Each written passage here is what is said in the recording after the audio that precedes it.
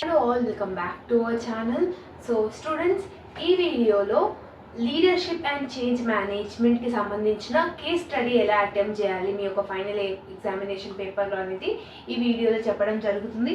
Because case స్టడీకి మనకి 10 marks weightage ఉంటుంది కాబట్టి వీ షుడ్ నాట్ నెగ్లెక్ట్ అనమాట.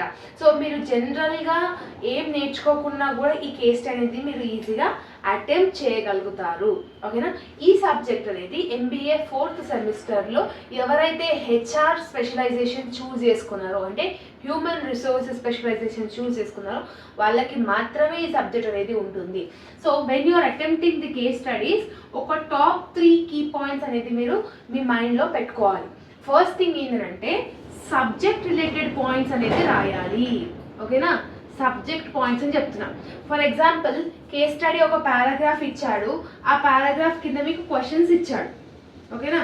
సో ఈ క్వశ్చన్స్ అనేటివి మీరు అటెంప్ట్ చేస్తున్నప్పుడు ఆ పారాగ్రాఫ్లో రిలేటెడ్ అయిన టాపిక్స్ నుంచి అండ్ మీరు అటెంప్ట్ చేస్తే ఎవ్రీ పాయింట్ ఈ LCM సబ్జెక్ట్కి సంబంధించి అయ్యి ఉండాలి. For example, what are the various methods ఒక లీడర్షిప్ క్వాలిటీస్కి ఉండాలి అని అంటే, సో మీరేం రాసినప్పుడు ఆన్సర్లో కమ్యూనికేషన్ ఉండాలి, ఎక్స్ట్రోవర్షన్ ఉండాలి, హ్యూమానిటీ ఉండాలి, ఎస్ ఇవన్నీ ఉండాలి కదా.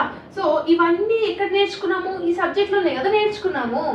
సో ఇలాంటి సబ్జెక్ట్ రిలేటెడ్ పాయింట్స్ మీరు ఎన్వలప్ చేసి రాయండి. ఓకేనా? సెకండ్ థింగ్ ఏంటంటే స్టిక్ టు ది పాయింట్. ఓకేనా? Stick to the point or highlight the point.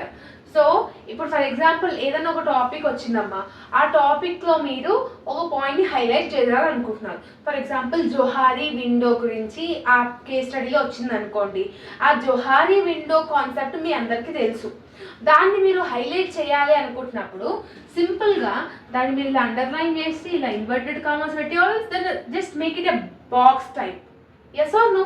So ఇలాంటి హైలైట్ చేసినప్పుడు ఏంటంటే ఒక స్ట్రక్చర్డ్ ఫార్మాట్లో మీరు రాయాల్సి ఉంటుందన్నమాట. సో నీట్గా వాడు ఏం అడిగిండో దాన్నే రాయాలి, ఎక్స్ట్రా రాయకూడదు. ఓకేనా? Case study is point to point. నువ్వు అడిగిన క్వశ్చన్ నేను నీకు ఆన్సర్ ఇస్తున్నా. సో నువ్వు నీ పేరు చెప్పు అని నన్ను అడిగిన అనుకో, మా నేమ్ శివాని అంట. అది కాకుండా మీరు నా నేమ్ అడిగారా అని చెప్పేసి మనం అంతా సోదంతా రాయాల్సిన అవసరం లేదు. It's sticking to our point. Okay? Third point ఏంటంటే any graphical type of things if needed. ఓకేనా? ఏమైనా ఒక గ్రాఫికల్ టైప్ ఆఫ్ థింగ్స్ అయినా, లేదు అని అంటే రియల్ టైమ్ ఎగ్జాంపుల్స్ అయినా మీ యొక్క కేస్ స్టడీలో యాడ్ చేయండి. రిక్వైర్మెంట్ ఉంటేనే యాడ్ చేయండి, లేకపోతే ఇగ్నోర్ చేయండి. ఇట్స్ ప్యూర్లీ ఆప్షనల్ అనమాట. ఓకే? అవసరం లేని కాడ కూడా మీరు డయాగ్రామ్లు వేస్తా అంటే గలీజ్గా అనిపిస్తుంది. ఓకే? సో ఈ 3 పాయింట్స్ని మీరు బేస్ చేసుకొని మీ యొక్క కేస్ స్టడీని ఫైనల్ ఎగ్జామినేషన్లో అటెంప్ట్ చేస్తే, దట్టు కేస్ స్టడీని మీరు 3 సైట్స్ అటెంప్ట్ చేయాలి. డెఫినెట్గా మీరు 10కి 10 మార్క్స్ అనేది మీరు స్కోర్ చేస్తారనమాట. ఓకేనా?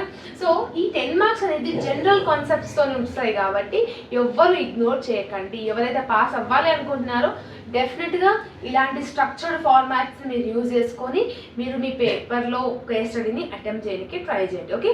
సో ఐ హోప్ దట్ మీకు అర్థమైందని అనుకుంటున్నాను. ఇంకేమైనా డౌట్స్ ఉంటే కమెంట్ సెక్షన్లో కమెంట్ చేయండి.